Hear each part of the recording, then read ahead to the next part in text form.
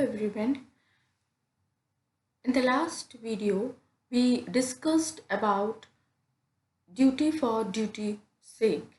So this is a third lecture of Kantian ethics. In the first lecture, we discussed goodwill, and in the second lecture, duty for duty sake. And today we will discuss categorical imperative.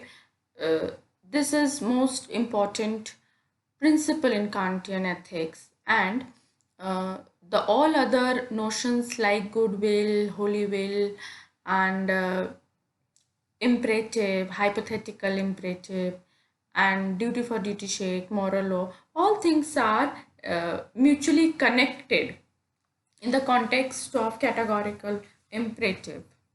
So as I discussed in the last video, so what is imperative? That is a command which considers action as a means of accomplishing any purpose. And I told you that there are two type of imperative, hypothetical and categorical. Hypothetical, which is dependent to other factor. This imperative command conditionally on your having a relevant desire. It depends on your desire. For example, if you want to go to medical school, study biology in the college, so you can see there is a condition कि if that if you want to do something, you have to follow a particular command. So hypothetical order is that which compels a man to do or not to do any act as a means of accomplishing any other purpose. इतना मैं last video में आपको बता चुकी थी. आज इसी को आगे बढ़ाते हुए डिस्कस करते हैं.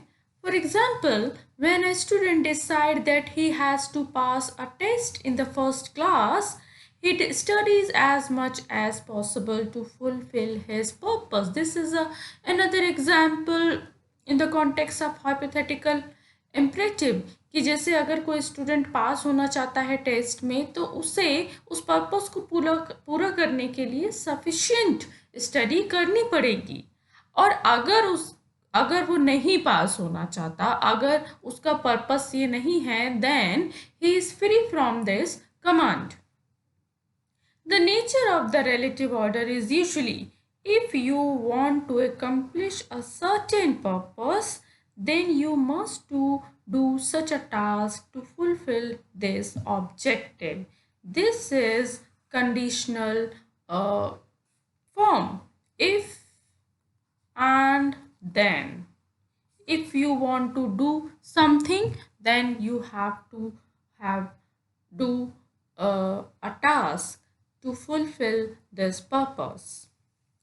It is clear that relative order or hypothetical command is always conditional. The actions included by it are not self-practicable but are merely means for fulfillment of any other objective. तो hypothetical command जो होते हैं जिनका सिर्फ यही गोल होता है कि एक पर्टिकुलर पर्पस को, एक पर्टिकुलर ऑब्जेक्टिव को फुलफिल करना. That is why can't did not accept hypothetical command or relative order as moral command. इसलिए वो hypothetical command को moral command नहीं कंसीडर करते, क्योंकि according to Kant, moral command is something which is independent, something which is absolute. So Kant has divided the relative order into two classes, the subjective command and natural command. आगे hypothetical command को और clear करते हुए can't कहते हैं कि उन्होंने ना इसको दो कैटेगरी में डिवाइड किया है, या दो तरह से आप इसको समझ सकते हैं. तो first is subjective order, relates to the desire for which not all human beings but some people strive, such as passing an exam, learning a particular art, traveling, etc. Subjective command वो हैं जो particular person से related होते हैं. जैसे कि अगर एक स्टूडेंट को एग्ज़ाम पास करना है, तो उसका ये जो पर्पस है वो सब उसी तक लिमिटेड है, उसके मदर या फादर तक नहीं जाएगा या सब पर अप्लाई नहीं होगा. उसी तरह कोई एक पर्टिकुलर आर्ट सीखना चाहता है या पेंटिंग सीखना चाहता है या डांस सीखना चाहता है, तो वो भी अपने ही पर्पस के लिए लिमिट है. तो this is all about subjective command. This type of hypothetical command is referred as skill based command, क्योंकि ये आपकी स्किल पे बेस्ड होते हैं, इसलिए इनको स्किल बेस्ड कमांड कहते हैं. Second one is natural command, or nature command refers to the purpose that human naturally strive for achieve, such as pleasure. आप देखो कि प्लेजर एक ऐसा पर्पस है जो नेचुरली लोग चाहते हैं. हर कोई हैप्पीनेस चाहता है, हर कोई प्लेजर चाहता है, सुख चाहता है. तो इसके लिए स्किल बेस्ड कमांड से ये डिफरेंट है, because it is referred as intellectual self loved command. So basically, according to Kant, there is two type of hypothetical command. One is skill-based command and second is intellectual self-loved command. It is that in Kant's view, every human being always wish to have joy. But this command is also hypothetical because man can also renounce pleasure under certain circumstances और special circumstances. लेकिन can't कहते हैं ये जो hypothetical command है, natural hypothetical command है, इसको भी हम मॉरल लॉ नहीं कह सकते, मॉरल कमांड नहीं कह सकते. क्यों? क्योंकि लोग कभी कभी प्लेजर को भी छोड़ देते हैं, त्याग देते हैं. जैसे मैं आपको बताऊं कि मदर है, अगर एक मदर का बच्चा भूखा है तो वो अपना खाना, अपनी खाने से उसको जो सेटिस्फेक्शन मिल रही है, वो अपनी उस सेटिस्फेक्शन को छोड़ के अपने बच्चे को दे देती है. वहाँ पे वो अपने प्लेजर का कहीं ना कहीं सेक्रीफाइस करती है. ये इस तरह से बहुत सारे एग्जाम्पल है जहाँ पे लोग अपना प्लेजर छोड़ देते हैं. जैसे एक सोल्जर अपनी फैमिली को छोड़ देता है, वो अपना प्लेजर छोड़ देता है अपने देश के लिए.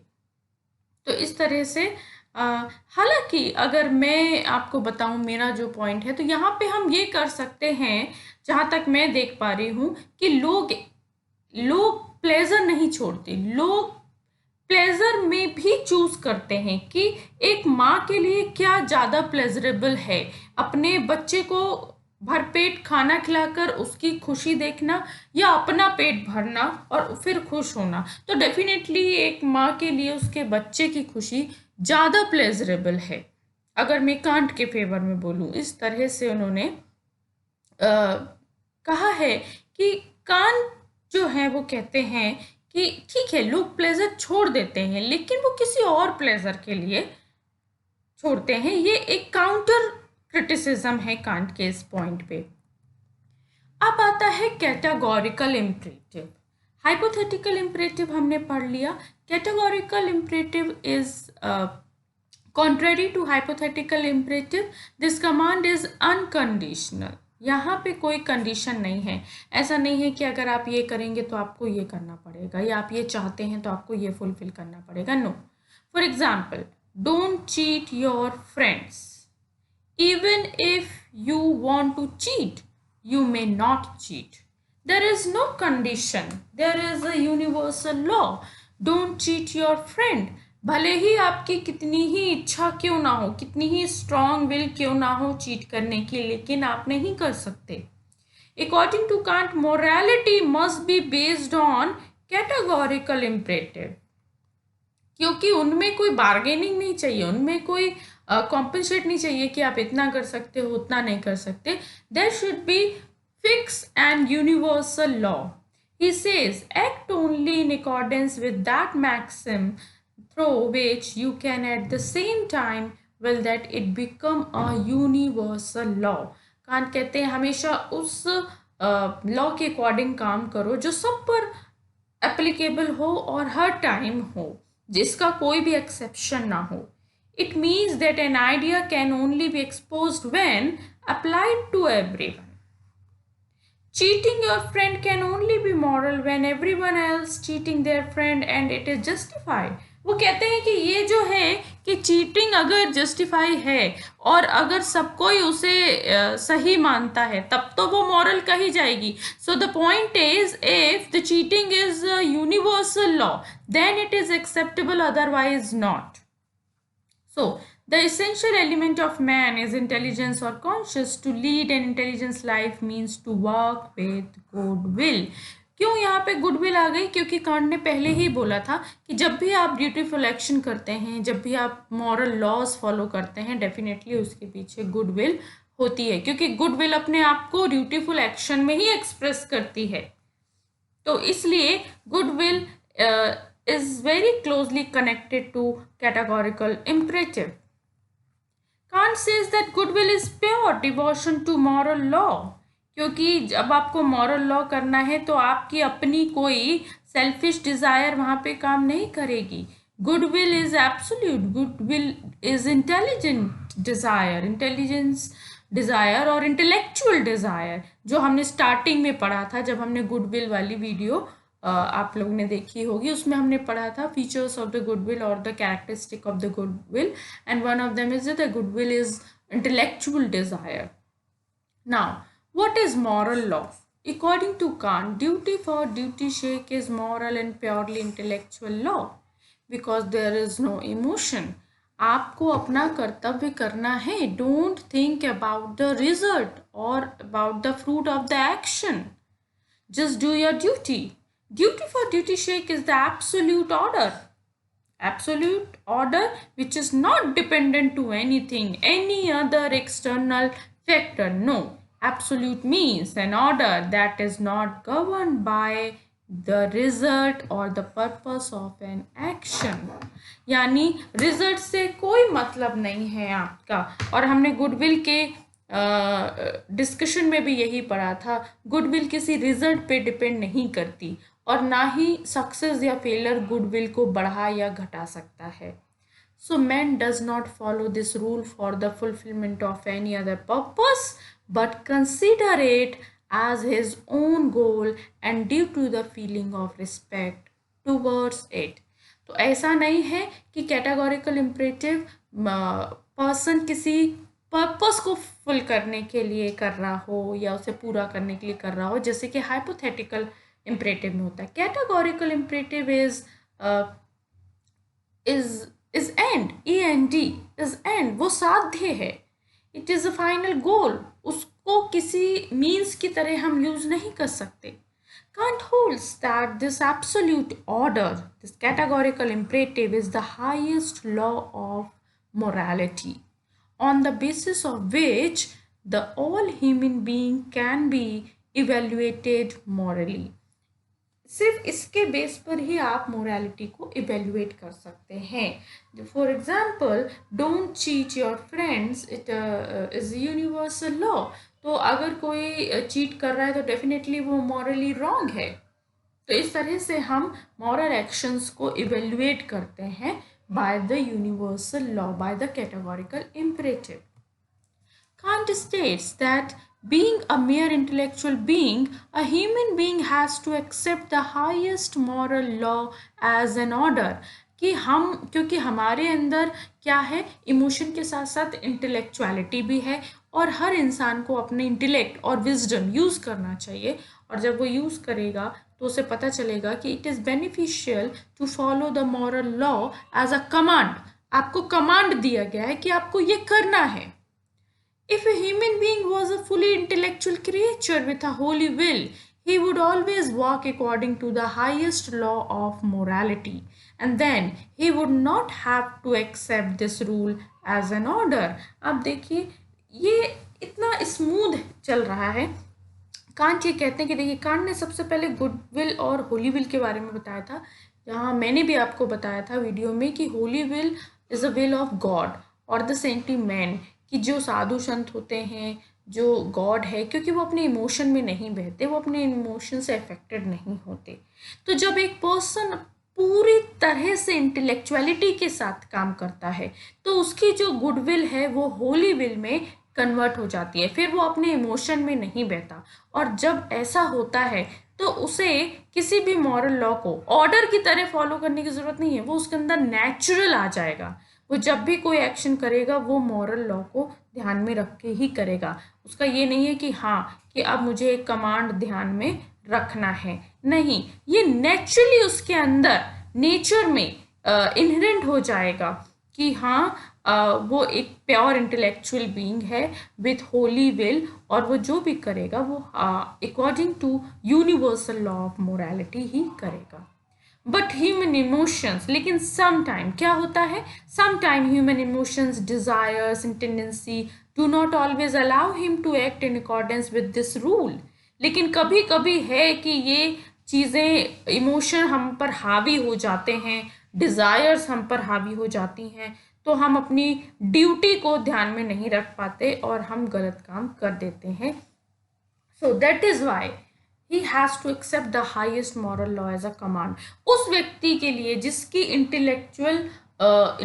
इंटेलेक्चुअलिटी का यूज़ कंप्लीटली नहीं हो रहा है, जिसकी गुडविल अभी होली विल में कन्वर्ट नहीं हुई है, उसको कमांड की ज़रूरत है. उसको कमांड की ज़रूरत है ताकि वो सही और गलत को आइडेंटिफाई कर पाए. इसलिए कांट ने ये डिस्टिंक्शन किया है गुडविल और होली विल में. सो द पॉइंट इज, दो तरह के लोग हो सकते हैं. एक वो जो अपनी हाईएस्ट लेवल पे पहुंच चुके हैं, जिनकी विजडम 100% यूज होती है, उनकी गुडविल होली विल में कन्वर्ट हो जाती है और वो यूनिवर्सल लॉ के अकॉर्डिंग काम करते हैं.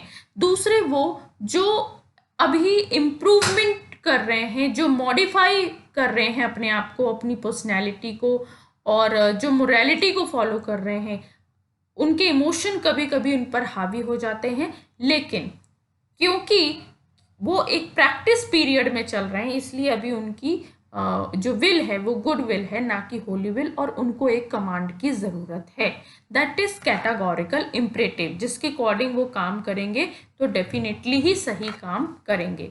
According to Kant, every order must have a suffix of must. जब एक ऑर्डर होता है तो उसमें मस्ट वर्ड होता है. That is, every command tales a man weather he should do such a thing और नॉट. जो इंसान को बताता है कि आपको ये चीज़ करनी है या नहीं करनी है. मतलब आपको एक फिक्स ऑर्डर मिल रहा है, यू शुड डू दिस और you should not do this, you ought to this, you not ought to. इस तरह से आपको एक गाइडेंस मिलता है मोरालिटी के कॉन्टेक्स्ट में. So the absolute order is the only moral order and it's compulsion is internal rather than external. ये ऐसा नहीं है कि आप पे कोई बाहर से प्रेशर डाल रहा है कि नहीं नहीं ये ऑर्डर आपको मिल रहा है, ये करना ही है. ये आपकी इंटरनल फीलिंग है, इंटरनल मोटिवेशन है, जहां आपको ये करना है या नहीं करना है. Categorical imperative is one which consider actions as good and mandatory in itself, not merely as a means of accomplishing any other purpose. Categorical imperative किसी पर्पस को पूरा नहीं करता, वो सिर्फ ये बताता है कि हाँ, आपके लिए गुड एक्शंस करना ज़रूरी है. वो आपके लिए, आपकी पर्सनैलिटी के लिए या आपकी ग्रोथ के लिए एंड है. आप उसके थ्रू कुछ नहीं पा रहे. That is your final goal.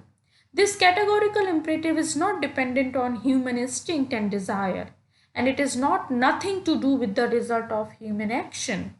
और इस categorical imperative को डिज़ायर से कोई कनेक्शन नहीं है, आपके इमोशन से कोई कनेक्शन नहीं है, और ना ही एक्शन के रिजल्ट से कोई कनेक्शन है. इट मीन्स इट्स लाइक कि यू शुड टेल ट्रूथ, और ट्रुथ एक ऐसा मॉरल लॉ है जो हर कंडीशन में एप्लीकेबल होता है. वो ऐसा आप बोलना चाहें या नहीं बोलना चाहें, आपका इमोशन कैसा है, आप उस वक्त क्या फील कर रहे हैं, ट्रुथ बोलने के लिए, सत्य बोलना, ये हमेशा ही एक मॉरल लॉ रहेगा. भले ही उसका रिजल्ट उतना लोगों को पसंद ना आए या लोग गुस्सा हो जाएं जब आप कभी सच बोलें, हो सकता है लोगों का रिएक्शन अच्छा ना हो, लेकिन फिर भी उसकी चिंता ना करते हुए आपको एक कैटेगोरिकल इम्परेटिव और मॉरल लॉ फॉलो करना है. To speak truth, this is a moral law and you have to follow it. You have to कहीं ना कहीं अपने नेचर में लाना है उसे, बिना ये सोचे कि आगे क्या होगा. So this command also does not compel us to do any special deed और नॉट. तो ऐसा नहीं है कि कैटेगोरिकल इम्परेटिव हमें कोई स्पेशल कमांड दे रहा है कि आपको ये करना है कि या नहीं. ये बहुत नेचुरल प्रोसेस है। अगर आप मोरालिटी को ह्यूमन कॉन्टेक्स्ट में बात करें, ह्यूमन कॉन्टेक्स्ट में बात करने का मतलब ये है कि ह्यूमन वैल्यूज सोसाइटी में हार्मनी बनी रहे। देखिए आप आजकल का टाइम देखिए कि लोगों में वैल्यूज़ कितनी कम हो गई हैं, क्योंकि लोग क्या कर रहे हैं, अपने अपने इमोशन में ही तो बह रहे हैं, उसके थ्रू डिसीजन ले रहे हैं। अगर वो एक यूनिवर्सल लॉ को फॉलो करें कि हाँ हमें हर कंडीशन में ये लॉज फॉलो करने हैं, तो डेफिनेटली उनके रिजल्ट भी अच्छे होंगे। हो सकता है हमारी सेंसेस इतनी लिमिटेड हैं कि बहुत दूर का ना सोच पाएँ, लेकिन क्योंकि एक गुडविल के बिहाफ पे आप काम कर रहे हैं तो डेफिनेटली रिजल्ट भी अच्छा होगा। कैटेगोरिकल इम्परेटिव के बारे में और कुछ पॉइंट्स हैं। Categorical imperative compels a man to always obey the moral law as self evident. हमेशा इंसान को यही बताएगा कि this is your duty, you have to do this. बस यही एक कैटेगोरिकल इम्परेटिव है जो आपको इस तरह से कमांड देता है। This command tells man that he should accept moral law as universal law and not as a means of accomplishing any other objective, as I discussed before. Do not conduct according to any such rule which you cannot resolve to accept as a universal law. ऐसा कोई भी rule मत accept कीजिए जिसे आप universal law के form में नहीं देख सकते। Thus, in Kant's view, universality is an essential condition of absolute order or categorical imperative, in the absence of which it cannot be considered a moral order. अगर universality नहीं है तो आप किसी भी रूल को मॉरल रूल या moral law नहीं कह सकते। This is all about categorical imperative. तो 3 लेक्चर में कांटियन एथिक्स मैंने समझाई है, एंड आई होप आपको ये टॉपिक क्लियर हुआ होगा। Thank you so much.